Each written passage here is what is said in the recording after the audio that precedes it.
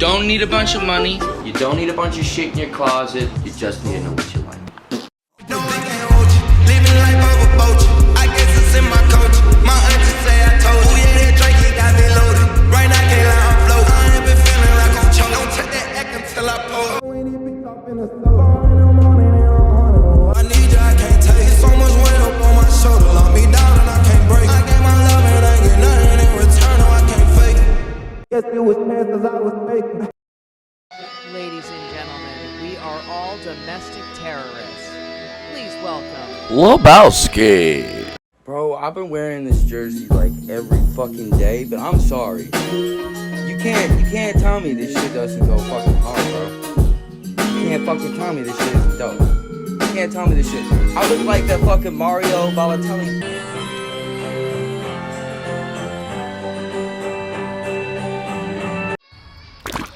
Ah, fuck. Alright, I'm just gonna start this mower, and I'm just gonna let this shit rip for a minute.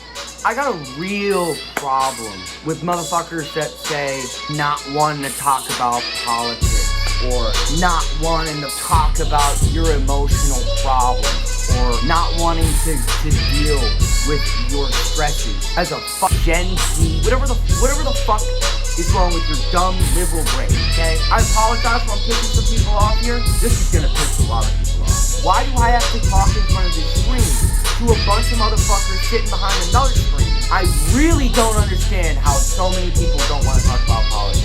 The only reason you could not want to talk about politics in a time like this, or just in general, in my opinion, is because you know that you have a bad view on politics and that you don't want to share your perspective, or you just don't want to understand. You can't get away from politics. So, like, are your views off? When are we, not only as Americans, but just as, like, people, gonna stop being such, excuse me, and excuse my French, pussy little bitches about our emotional problems and politics? Is your idiot brain fucked by stupid? You hear that? You might want to lay off the weed, huh? You might want to gargle my ball sack. Sorry, it was Francisco Bernoulli, whatever the fuck. Hey, what the fuck, and the fucking gabagoo, we fucking anti-American, fucking scumbag. I don't make mistakes. I'm not just like the rest of you. I'm stronger. I'm smarter. I'm better. I am better.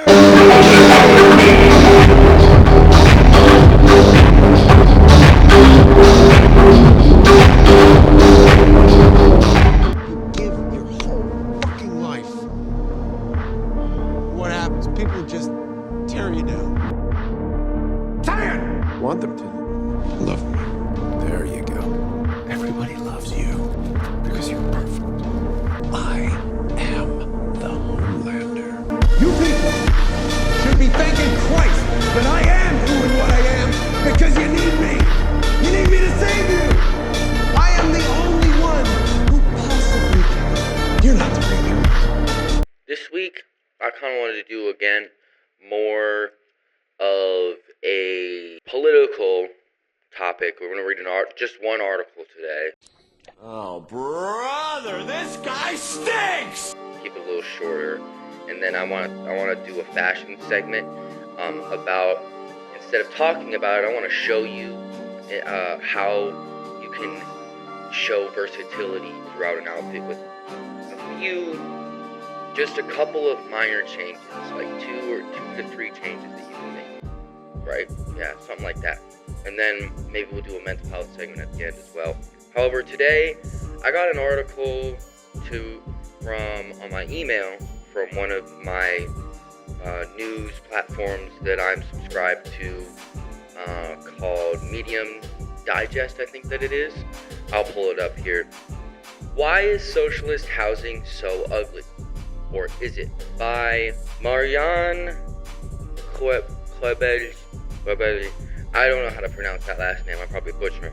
But it's on Medium Digest. I wanted to talk about this because I think as it pertains to me talking about socialism in the region that I talk about it and the way that it's perceived in the Western world, this article does a really good at explaining how socialist housing is helpful and was helpful post-World War II, and how it can be helpful basically for low-income communities, and how we could kind of change the aspect of the way things work, and how, you know, these socialist systems kind of operate, even under nations that are not socialist, as you might say, in Europe. And as this article will get into, as we read about, especially as it pertains to Germany, France, and England post-World War II, they all implemented socialist housing in order to rapidly restructure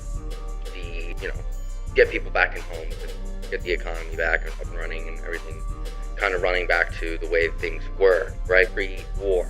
I thought this was a really good article, so let's get into it here, shall we? I'll show you my outfit as we get into the fashion segment later, because we're going to be doing a bunch of stuff there, and this is not going to be the main outfit, but this is the outfit I'm going to be wearing for the segment. So. Disgust everyone, and you will never, ever be on that billboard. It's totally fine. I reign supreme over everyone. I reign supreme.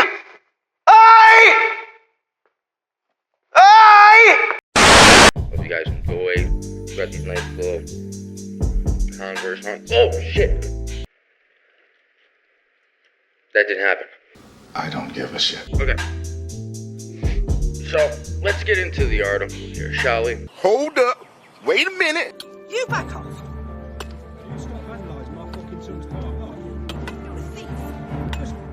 You're like stealing from your workplace. You're a criminal. When people drive through the outskirts of any major Slavic city that once belonged to the Soviet giant, Czechoslovakia, Poland, Yugoslavia, or any similar countries, they often frown upon the endless panoramas of socialist housing blocks that intimidate Western eyes and freeze the blood in their veins, perhaps reminding them of the gulag pains or the chilly winds of North Korea. Living there must feel like imprisonment, they might think to themselves.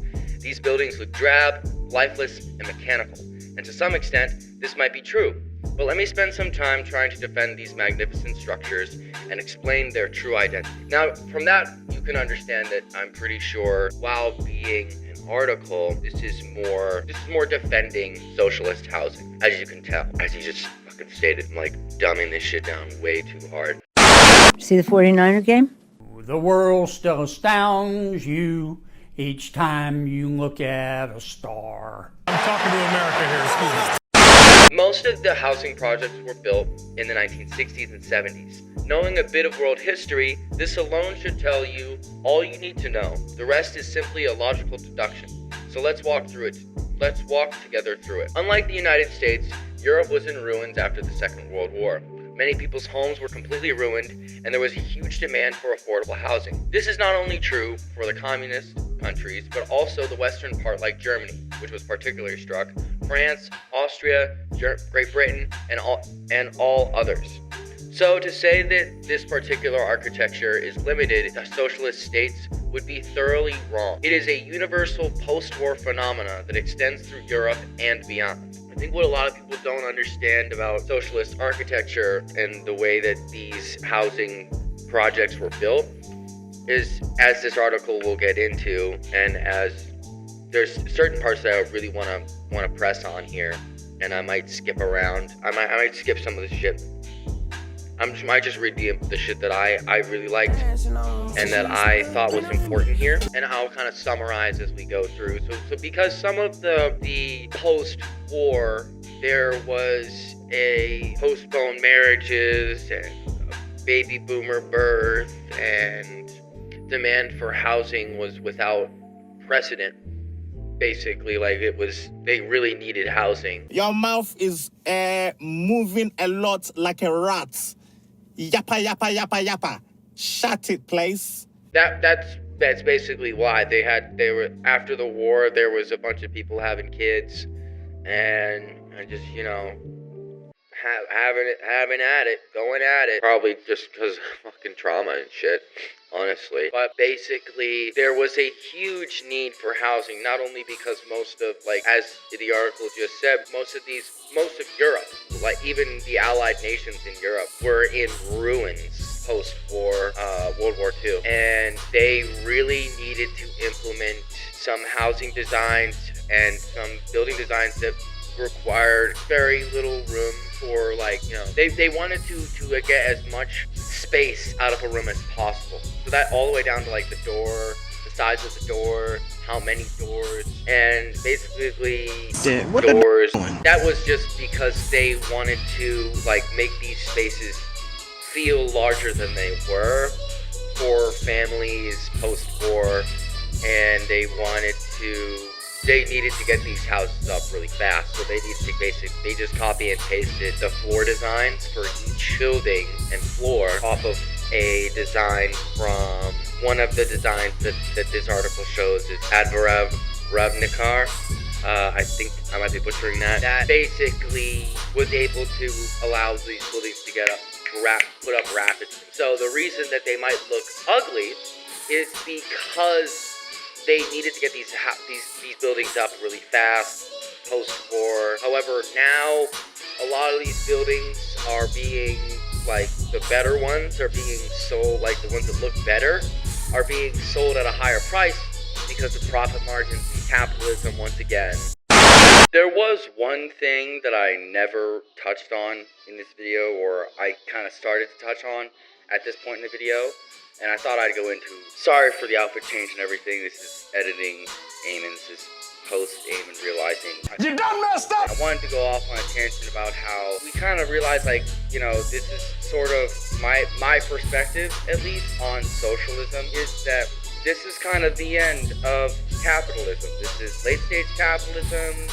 All right, time's up here. Capitalism has kind of reached its limit in what it can do. Basically, capitalism has, or at least my perspective, has kind of reached its limit on where it can go and what it can do and how it can help the average person. Today I was listening to a conversation that Hassan was having about AI, and it was about from a stream that he had posted earlier. I'll put the fucking shit up here. Anyway, basically though, we're in late stage capitalism, and I don't necessarily, like I said in I think my first podcast and a couple of other videos, I don't not like the things that capitalism affords, the amenities, the amount of video games that I get, the freedom to create, the freedom to start a business or start fucking making a YouTube channel like I'm doing here, and the freedom of speech like I have here to talk about what I want to talk about, and being able to kind of do what I want to do legally, and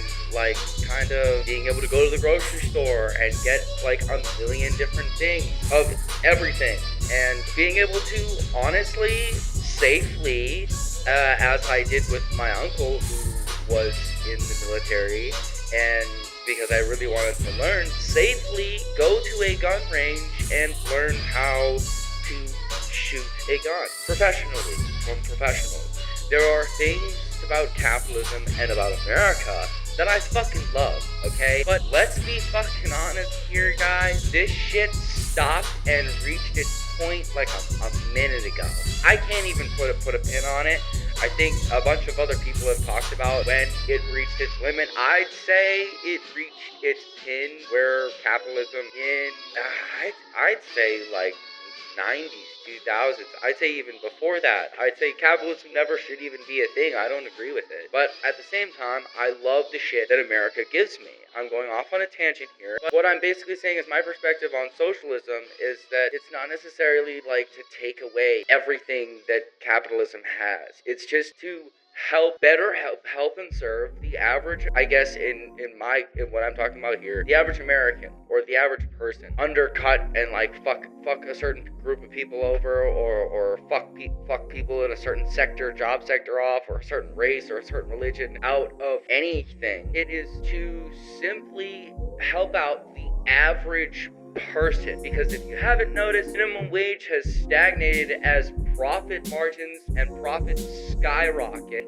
and are through the fucking roof over the last 20 fucking years. This is no longer like, honestly, it shouldn't even be like a discussion or an argument. It's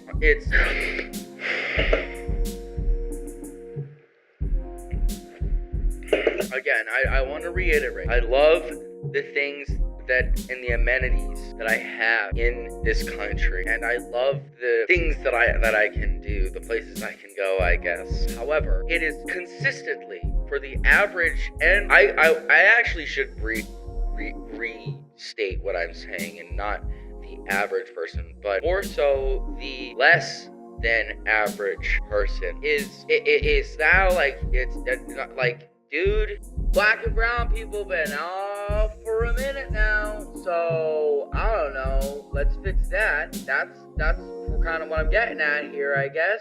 Or specifically minorities, you know, such and such.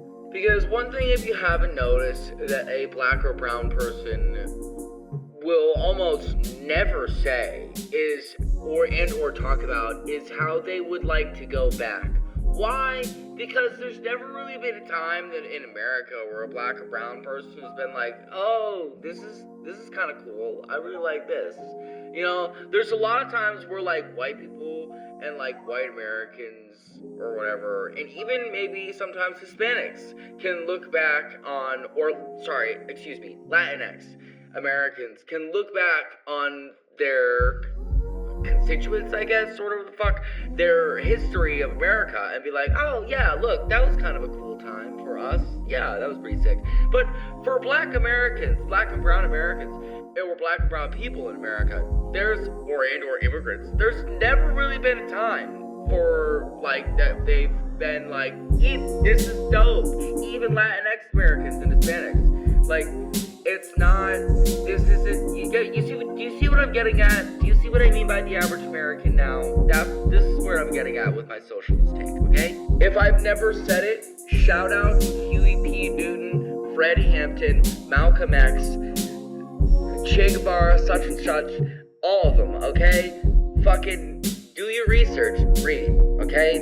The BPP, that flag, you should Google it, okay? Just a little bit. Ever heard of breakfast programs that the federal government gives you before school? Yeah, the Black Panther Party was doing that, and then they assassinated both Malcolm X and Fred Hampton, and I'm pretty sure jailed and arrested Huey P. Newton. I'm pretty sure he was also shot and killed. I don't remember. Yeah, think about that for a second. This is what I mean. This is where my socialist take comes from, okay? Just to clarify. I don't know if you fucking noticed. There are places where they, like, I'll pull up pictures of, like, where they, like, don't want homeless people sitting on benches. They design benches and park areas and sidewalks. It literally obstructs, like, public motion or whatever the fuck. I don't fucking know, like, the way that, you know, they'll fuck up a sidewalk, okay, or like a bridge area or an underpass or whatever the fuck, just to fuck over a class of people that is already sucking ass, bro. They're literally eating shit. Like, what the fuck are you? Why are we so focused on people that have nothing? Can we focus on, instead of giving the people that have nothing more nothing, giving the people that the average person that is very hardworking and that deserve, or even the less than average person that is more hardworking than the average person. Black and brown people been off for a minute now. That deserves an affordable life. Like, how are we still, bro? I don't know. I mean, it's Tupac's always right, bro. Tupac always used to say, everybody need a little something and they to be independent. No independent person just grew up and was born independent. You worked and you learned teamwork, and you learn cooperation and unity and struggle, and then you became independent. And we have to teach that and instill that. If there's a white person who got money, then you need to help him. You need to help black kids, Mexican kids, Korean kids, whatever. But it needs to be real. And it needs to be before we all die, and then you say, oh, I made a mistake. We should have gave them some money. It's too much money here. I mean, nobody should be hitting lotto for 36 million and we got people starving in the streets. That is not idealistic. That's just real. That is just stupid. There's no way that these people should own planes and their people don't have houses, apartments, shacks, drawers, pants. Even if you earned it, you still owe. Because look at me, I don't have that mega money, but I feel guilty walking by somebody. I gotta give them some mail. And if I know I got $3,000 in my pocket, I feel like it's wrong to give that person a quarter or a dollar. It's wrong. Only you know what you got in your pocket. And that's wrong. No matter what they do, if they take it and drink it, they take it and drink it. But I mean, you got. You understand? And we all know how hard it is, and it's not about if you good or you bad. So since it's not about if you good or you bad, we know that because he don't got don't mean he was bad. Or none of that. It just means he don't got. I mean, can you imagine somebody having $32 million? $32 million. And this person has nothing? And you can sleep? You can still go to the movies about, I mean, and then these are the type of people that get humanitarian awards. Millionaires. How are we living in like a world where there's millionaires and billionaires and there are still homeless people? Like, there should be. Some of my favorite content creators are millionaires. Some of my favorite, people are hundreds and millions of naires or whatever, however you say it. It's the same thing, I guess. That's so stupid. But so I don't want to take away like that or whatever, I guess. But at the same time, man, if you're not giving back, what are you like? And giving to like another thing that I also forgot to mention here is that I'm broke as a bitch, okay? I'm a broke ass motherfucker, okay? I just toss my money at clothing so I look expensive. I am not. I am a cheap hoe. I'm a bitch. I'm getting derogatory. Why am I getting super misogynist? Who you calling a hoe? You know you miss me, dumbass. B-boy, give me that sauce. Anyway, I'm getting way off topic here. I'm broke as a motherfucker, okay? However, with that being said, I still find the time and find ways. Whenever I am out or if I come across a homeless person, you can ask anyone that's fucking been around me because it's honestly kind of fucking annoying. I will stop and search my wallet dangerously for cash to hand a homeless person or give a gift card or something. I will stop my car on the side of the road, okay? I'm crazy. I'm a lunatic. Don't do this shit. But if you're not being active, you know what I'm saying? If you're not being active, you're not giving back, and you're rich, okay? Then I don't know what the fuck you're doing because I'm broke as a bitch. Like I said for the third fucking time now, and I'm tossing money at motherfuckers. I may not tip well all the time because I'm a piece of shit sometimes, but damn it, motherfucker, if I got a 20 and a homeless person's like, hey man, sorry, can I have some money? I'm hungry. I'm like, fucking take my wallet, dude. I don't care. You know what I'm saying? No, not everyone should have that mentality. But that's just like the vibe I'm trying to get across here, bro. Selfless. It's not hard. And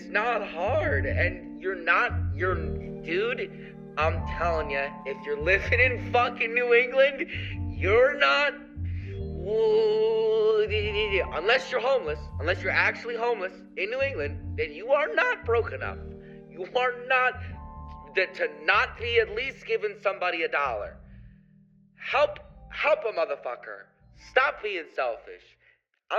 Let's get back to the video. Bro, I don't know, shit's out of whack. Like I said, capitalism has reached its limit. Everything is so privatized and like unregulated. Shit got all fucked up in the 80s. Thanks, Reagan. This is, of course, a picture of former President Ronald Reagan naturally firing a machine gun while riding on the back of a dinosaur. Nice. How's this trickle down working? It's really trickling, bro. This is a long ass trickle. I don't know where. I can't feel a drop yet. And a drought. I thought it was a drought. Droughts everywhere.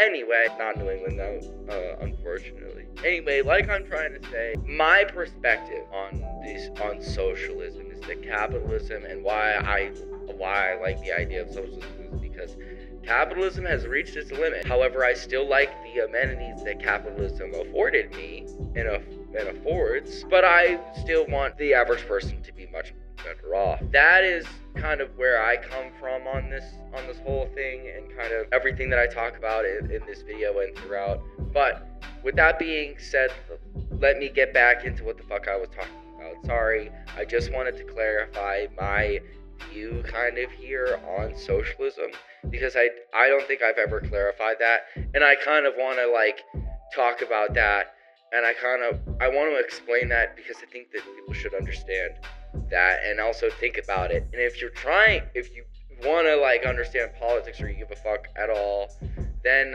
and I think if you even just pay attention to like what's going on, you can kind of realize, like, I feel like that's what a lot of people are like, okay, I'm done with whatever the fuck we're doing right now. Can we switch this up?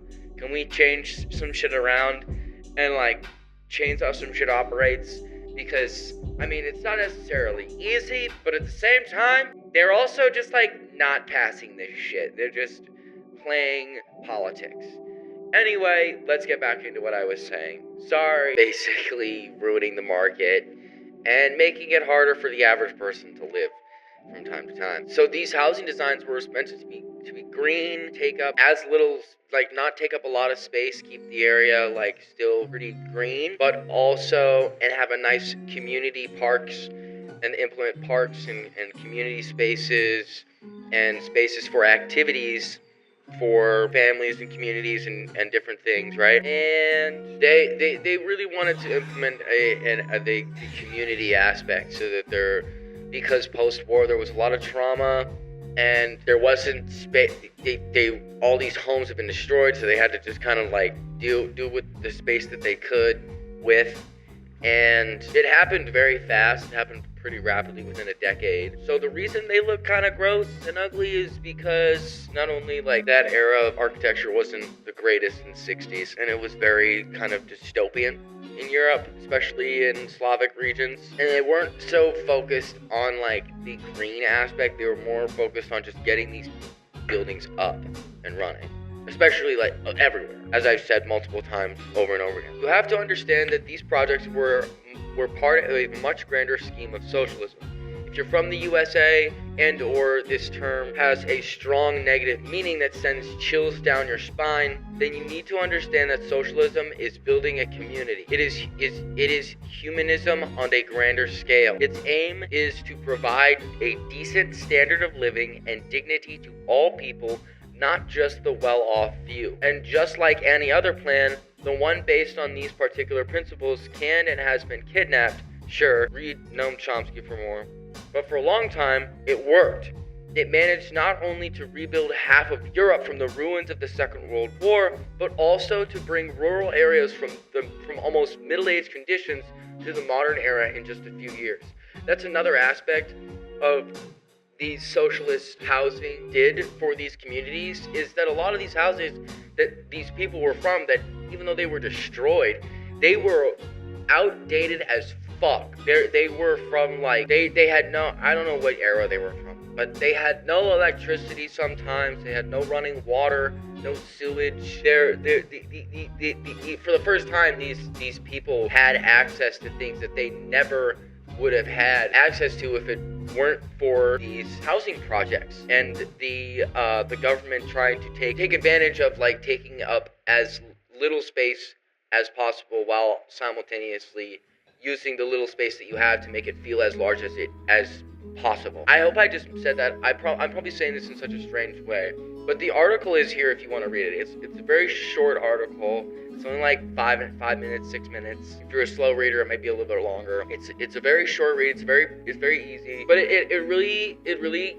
definitely explains kind of the how socialist housing is easy to implement, and also the way that in this modern era that we have now, that's like way more modern than it was then, we could implement, and with the time kind of we have here, I guess, in this country, we can afford to implement a green housing project. And I remember in my science classes in college, we went over different greenhouses and different ways that modern buildings can apply green structures or green spaces onto the tops of buildings, or in places that basically wouldn't normally have green, so that animals and birds and also us as humans can fucking breathe still and maybe help the environment just a little more, even though they're very urbanized. Like,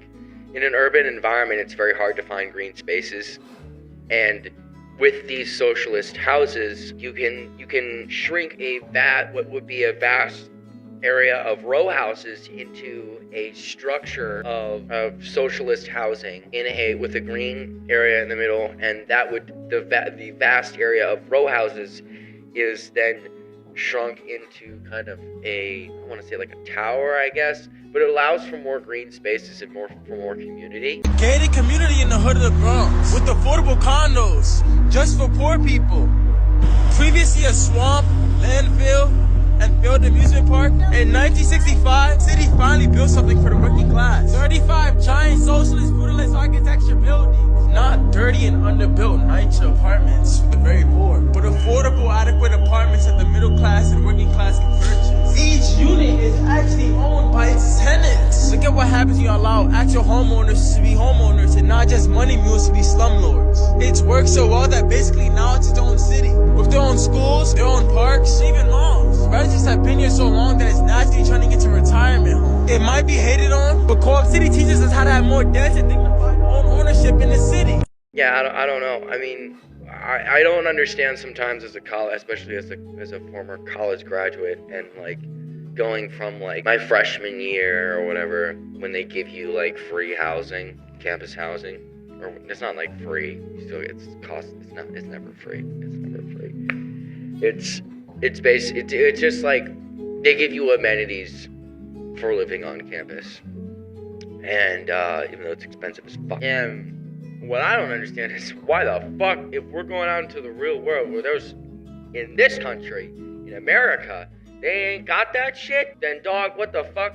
Why are you doing that? Don't make me feel comfortable just to rip the fucking soul out of my chest and be like, you actually have to pay for everything in this fucking universe, and there's nothing you can get away from with inflation and money.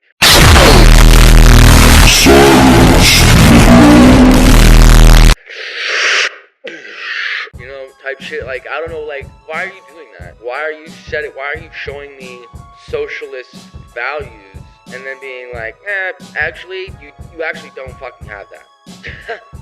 It's like, what? And that's been like a college, that's been a thing in college. That's not just like, you know, oh my god, these fucking kids are getting indoctrinated in college and schools now. All these fucking Marxist, Leninist education systems. You know, Lenin, did anyone ever hear of Lenin? He said the vote counter is far more important than the candidate. Has anyone ever heard that? Lenin, as they say in Russia.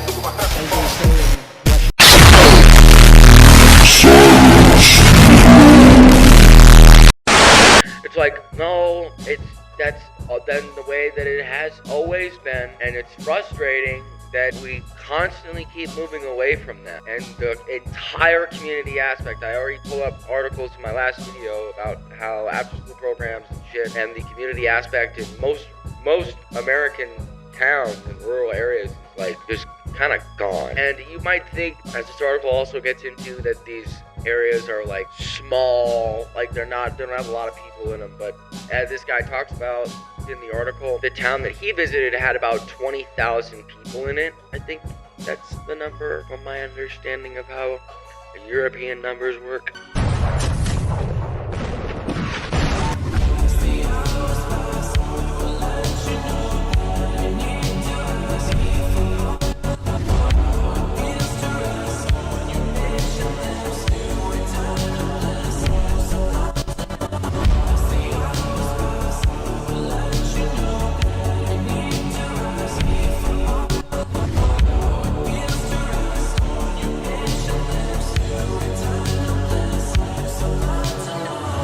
They're able to take advantage of like these small spaces, and it might seem like there's not a lot of people there, but there's a fucking shit ton. And if you've seen like people's like satisfaction of living and how much they enjoy like living in these countries or in this Europe, basically, like I think there's like one image I saw from a couple geographical things that show people's level of satisfaction out of 10 is like a 7, at least like a 7 in most places in Europe, which is crazy, because in America that shit's like a 5, bro, maybe, more like a 4, dude. Anyway, I thought this article was really interesting. If you want to get into it, please go check it out.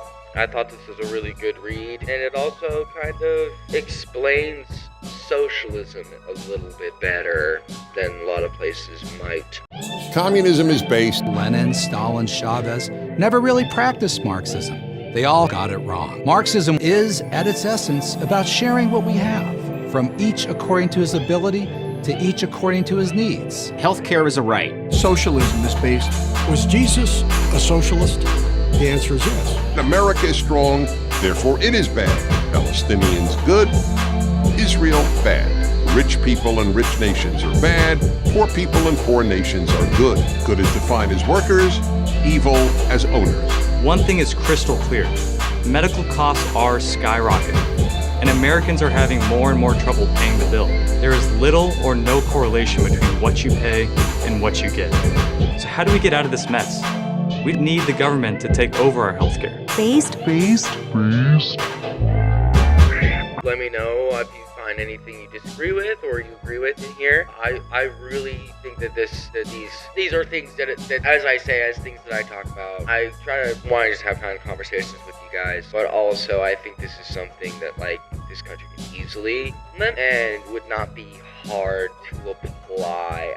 Obviously, the only thing would be that the American aspect of like the interest of profit margins would have to go away. So anyway, if you want to give this a read, please go give it a read. It's short. It was posted I think on the 18th, January 18th. Why is socialist housing so ugly, or is it? Question mark. By Marjan Quabelli.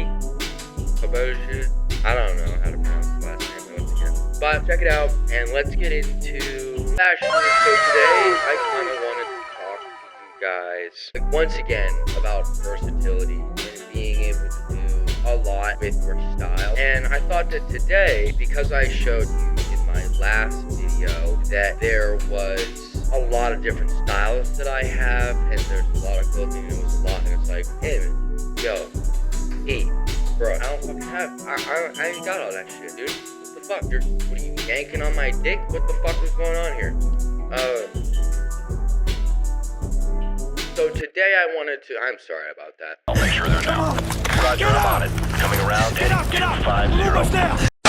Today I wanted to show you guys what you can do by, today I'm gonna keep this shirt here, red shirt, and these jeans on, and these brown Converse, okay? As to show you that that's my base, and then the hat probably also stay as well, the family hat, and the accessories. Just to show you that what one article of clothing change can do for an outfit, right? As long as you know your color schemes and you're aware of what colors go with what, and that takes time, and it's not easy. I thought this would be a really good way to visibly show you how easy it is to have a small wardrobe, okay, with only like a few articles of clothing, and if you want to change it up by only having different accessory tops, like our flannels, right? So I'm gonna show you a few different flannels with this outfit, and show you how that changes the aesthetic and the vibe kind of that it gives off, and then I'm gonna toss on some accessories and a jacket maybe over it. And that's only gonna be, it sounds like, hey man, that doesn't sound like 2 or 3 changes, that sounds like 4 or 5 different changes. It's like, no, I'm only changing this top and then throwing either a vest or a jacket over the top, okay? Very simple, very easy shit you can do in order to kind of get your wardrobe up if you don't want to spend a shit ton of money, right?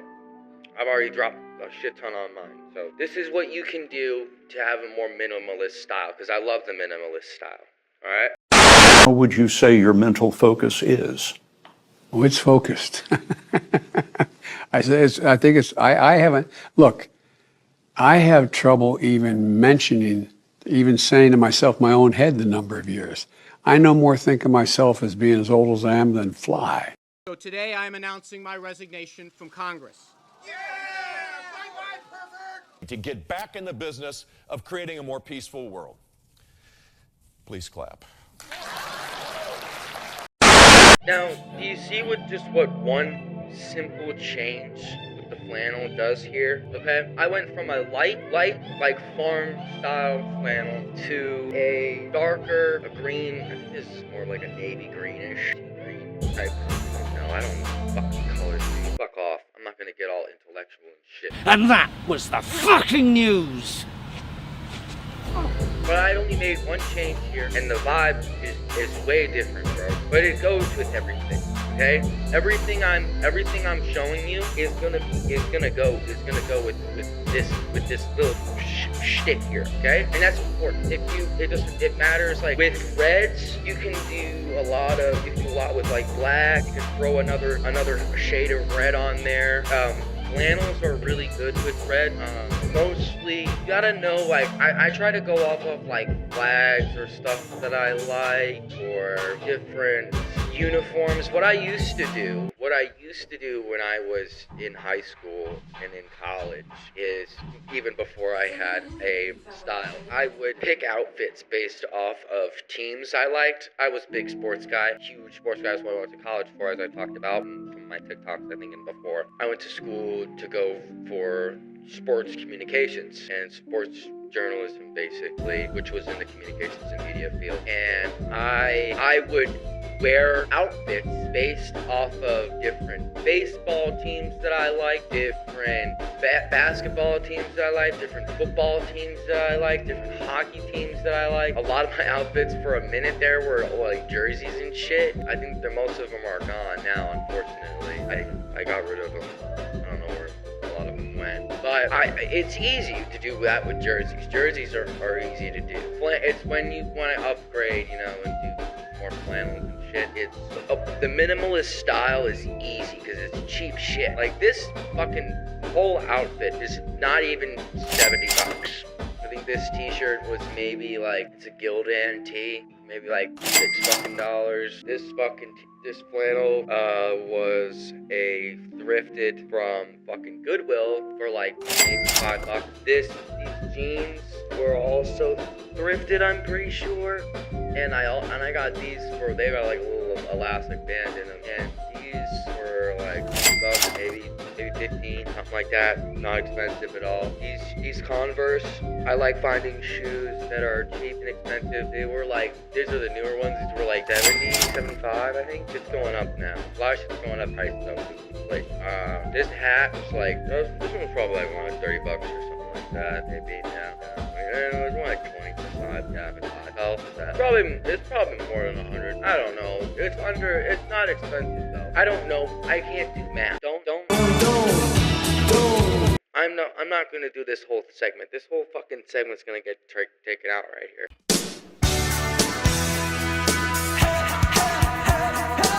But what I'm trying to say is that you could do minimalist style is basically very easy to do a lot with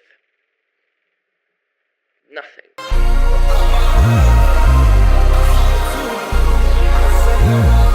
Pretty straightforward. So let's get into the next style here, alright? It's very easy to do. The shit's not fucking hard. Turning me on, turning me off, making me feel like I want too much. Now, what I really like about this little style that I have here is that it's very AmeriCorps, I guess. I don't know how to describe that without being AmeriCorps. This shirt is obviously not AmeriCorps. It's obviously not. But the style over top of it is, and that's the vibe that I'm going for here. And you'll see in a second here, like with the vest, how much just one, again, like the whole vibe changes here. Like it's one article of clothing, one color change, one simple piece can change your entire vibe, how you feel, whatever. You know, it's just whatever you want to do. That's what, again, the minimalist style is great for. If you don't really, want to change a lot, you don't want to spend a lot of money on shit, then this style is really, it's a great one, because you don't need, as I've probably repeated myself like 4 or 5 times here, you don't need a lot of shit. This is one piece of clothing that I've changed. Now I'm gonna add one more thing on top of this that once again is gonna change the vibe of what I'm giving off here, okay? And I'm still comfortable now I rolled the sleeves up here because I'm inside, and this is like more of a vibe. But you can do what you want with this, and this is also more like a winter or fall kind of outfit. And you can find a fucking flannel anywhere, dude. You can go to Job Lot, get a flannel for like $5, dude. There's actually some nice shit at some of those like workplaces, bro. Some like really good cheap shit.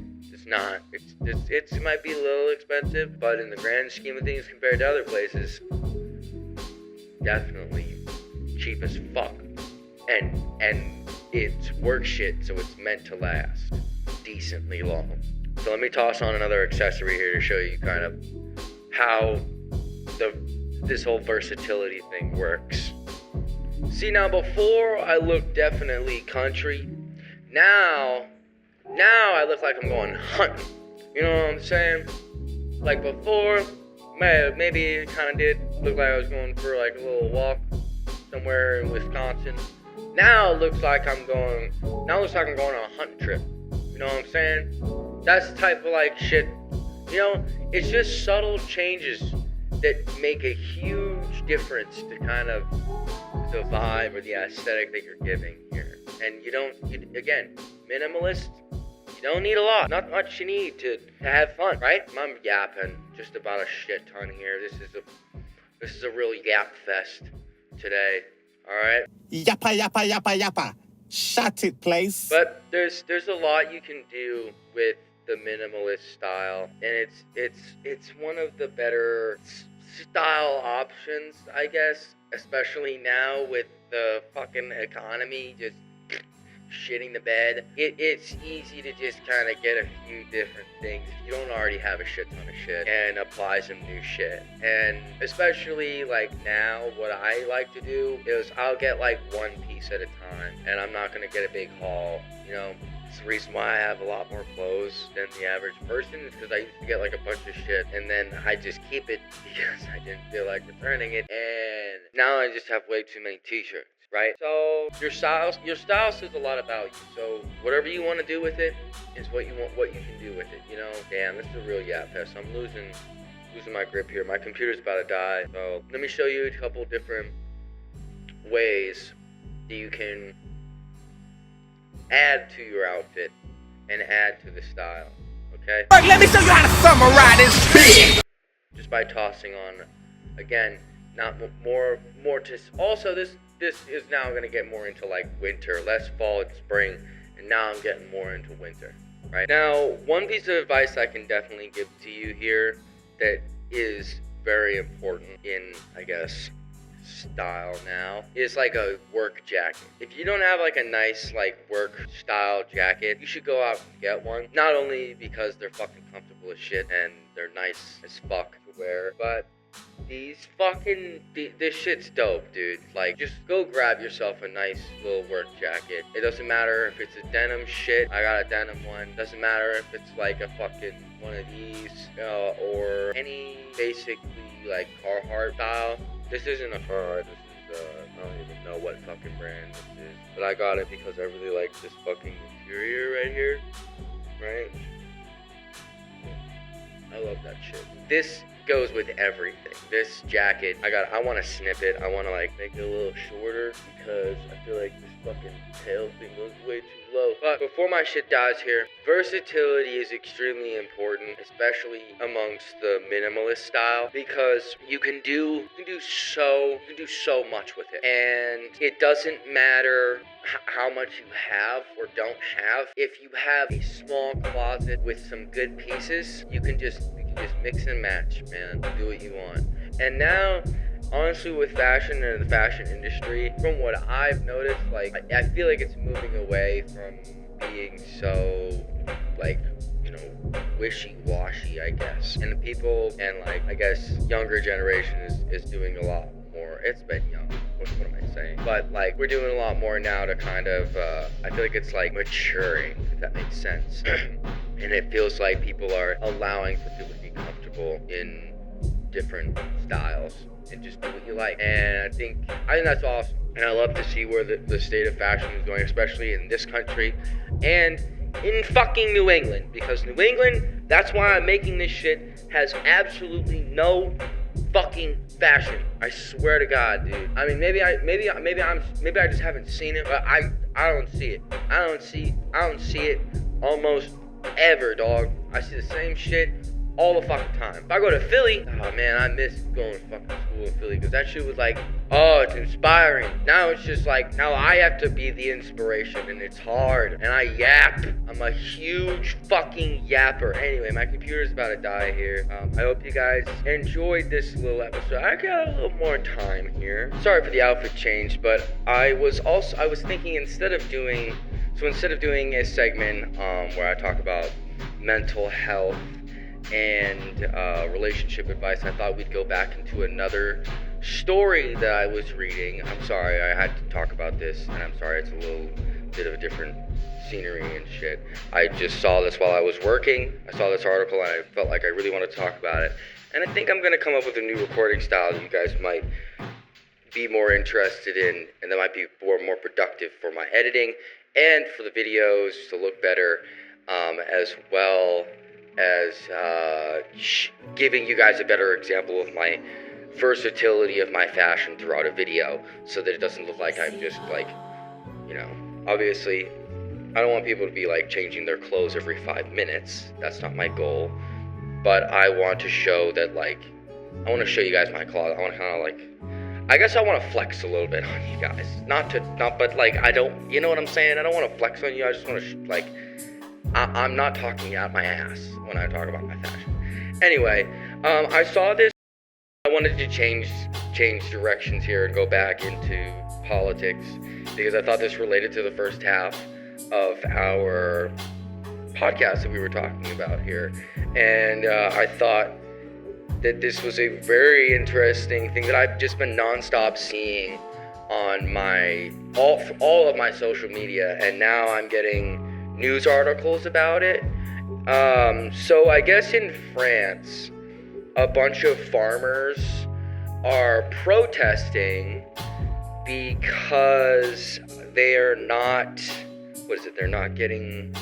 slamming technocrats because they basically are caring more about the tech industry benefiting and like updating and better wages to people for the tech industry, and caring less about agriculture and the people who are providing food and doing blue collar work for, such as like sewage and shit, and getting rid of waste and getting rid of, you know, basically cleaning up anything in Europe. Like, they're just going, this is specific, it says it's in Europe, like throughout Europe, but I've seen a lot of videos in France of these farmers, and I'll show you guys, I'll pull up the clips here. I guess they're just dumping their shit on the road in protest because they're not, let's pull up an article, okay? And I'll go through it with you guys as I'm talking about it, because I thought this, as it pertains to socialism and the subject I was talking about with socialist housing and what I talk about on this channel, that hopefully make you guys understand is that, like, there's more, like, you can do a lot more than you think as a citizen, especially if you do blue collar work. And these farmers are showing a prime example of how, they don't get seen at all in the economy works. Like they don't get praise at all. They don't get any like benefits or anything. Like they're never really talked about, right? Like you never hear anything about, but like, and that's obviously that means like they're doing their job.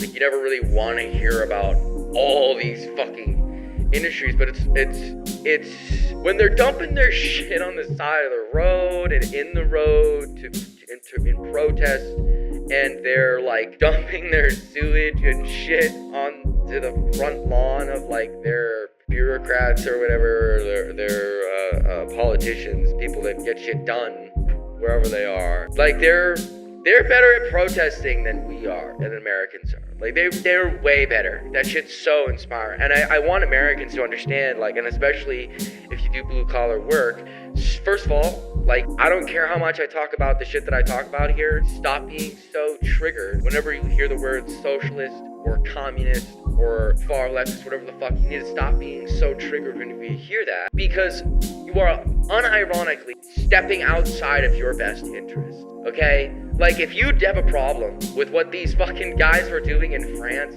I don't know what to tell you. Like, they have way better unions than we do here. They, across the board, everywhere, way better support. They have way more organization and better organization skills. Not to say that Americans or America, like, sucks at organizing. But they have a lot. They give a shit. And for some reason, it feels like a lot. I don't want to come across as from the perspective of like Americans don't give a shit. But like, dude, I don't see like these. Maybe they're getting paid a lot here. I don't know. I don't think that they are. But anyway, let me stop yapping and let me stop giving my opinion. And let's read an article, okay, about these farmers and their protests. Look at that. Just look from Reuters. The first article that was posted, not even at the time I'm recording this, it was posted 9 hours ago. This is January 24th. Why are farmers protesting? Farmers in France, the EU's biggest agricultural producers, say they are not being paid enough and choked by the excessive regulation on environmental protection. So sounds like they're just based off of that. They're like I just said, they're not getting paid enough. They would just be doing this because they're like, oh, I can't fucking do my work. Well, I mean, in essence, that's what they're saying. Like, they can't do their work productively because their bills are stacking up, dude. Which I never understood why blue collar workers. It's so funny, dude. I have a family that's like very right wing. And they think that, they're fucking don't understand how money works anymore, right? They're fucking delulu. Like, it's 500% difference in, like, the economy right now. Anyway, when they were growing up.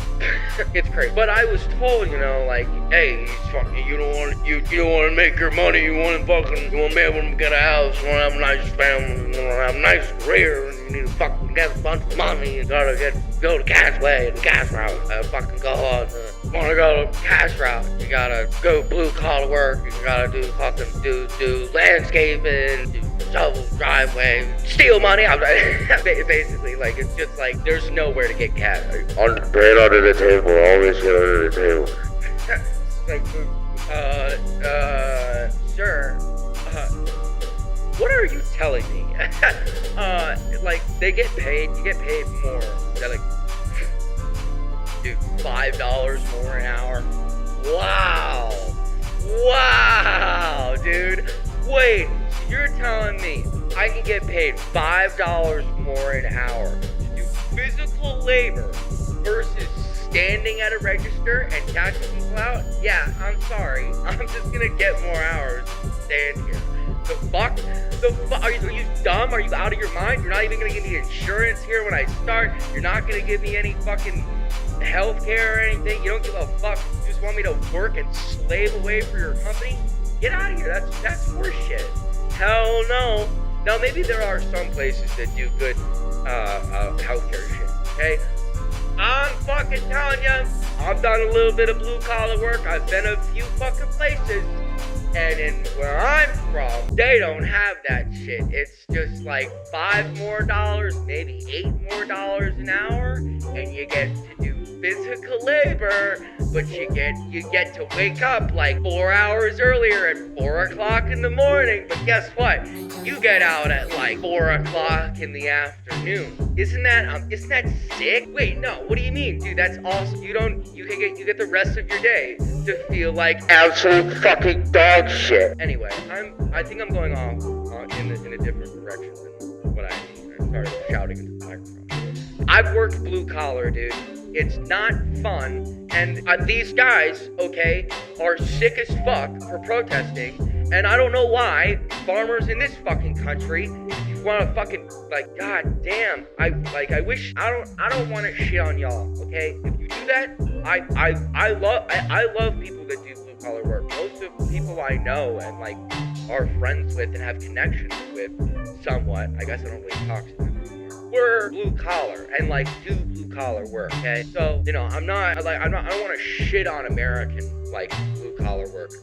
I just think that sometimes now they have better unions, so they can afford to do more bullshit, and they can kind of like, you know, a little bit and be like, suck my fucking ball sack, bitch, pay me, you know? They can afford to do that because their unions are really good. But because Reagan and Reagan economics and like back in the 80s and fucking everything that's happened, the American thinking is that like, oh, unions are bad, and like, oh, unions are gonna fucking take all your money. And it's like, you think your coworker's gonna take all your money because he wants to start to be able to like let you guys have a say? It doesn't make any sense. Why would they want to take your money to help you? That's so stupid. You're just your fucking coworker. Are you dumb? Anyway, it's just so backwards thinking. So they can't really, so American farmers and like agriculture people and blue collar workers can't really afford to do that. Really American workers in general, because there are no fucking unions here, can't afford to protest as much as they want to. As you see, the SAG people and UAW, because they're like the two best unions in the country, because there's like the only two industries like in acting and Hollywood and fucking manual physical labor. I think those are the two the same thing. Fucking like are the only industries where there's actually like good unions. And compared to other unions like in Europe and shit, they're not, I wouldn't say, but they're not really, they're not, you know, comparatively, they care way more about their workers. It shows. I guess I don't know. I would say their politicians care more, but then again, everyone around the world is kind of complaining, so what can you really say? Is capitalism doing well? You tell me. I don't know. Doesn't feel like it to me. Anyway, I wanted to touch on this little segment. If you guys want to read some articles, I'll pull a bunch up here. I thought this brought back to socialism, and I'm gonna be talking about it a lot here. Get used to it. Merry goddamn Christmas. I'm opening up. I'm about to make a fucking derogatory joke there about women, and I'm not gonna do that. Yeah, I'm showing my true colors here. My true colors are all over the wall here. I'm a very colorful person, as you can see. Anyway, I thought this was a touchback on socialism, and hopefully explain to you how not only how unions work, protesting works, to also show that you have more power than you think, especially if you do blue-collar work or just as a worker, as a young person, and also to explain to you, you know, kind of how socialism works a little bit, and what aspects of, like, capitalism are socialistic or inherently socialistic, that under a different guise of government would maybe just if we restructured some things, it might turn around how the economy runs, you know? Maybe if we just turned it in the workers' direction instead of the profit margins, that would help a little bit. Anyway, we'll have another episode, another discussion about that. This is all I want to talk about today. No mental health today. We're just doing fucking politics, socialism, and fashion. Fuck mental health today, I guess. Have some fun. I don't want to say fuck mental health. Take care of yourself. But obviously, chill out, man. Life's not that serious. Anyway, love you guys. Like and subscribe. Please hit the notification bell. It's gonna say it in my outro, but hit the fucking notification bell, please. Anyway, peace. Don't forget to leave a like and subscribe and share this video. Hit the bell, notification bell. You don't need a bunch of money. You don't need a bunch of shit in your closet. You just need to know what you like.